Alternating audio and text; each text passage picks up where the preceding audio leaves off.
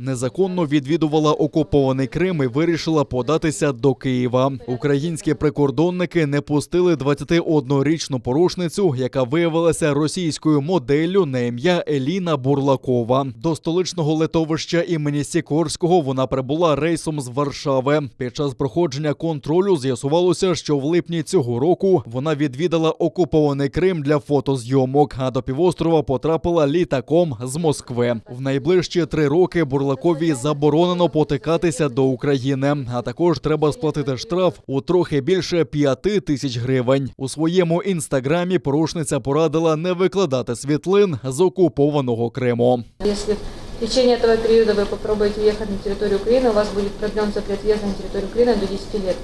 А также вас привлечено к админответственности. Іншу росіянку, цього разу акторку Алісу Шитікову, завернули на литовищі Бориспіль. Охоронці кордону з'ясували, що восени 2017 року вона незаконно відвідувала окупований Крим. Там знімалася у серіалі «Ульотний екіпаж».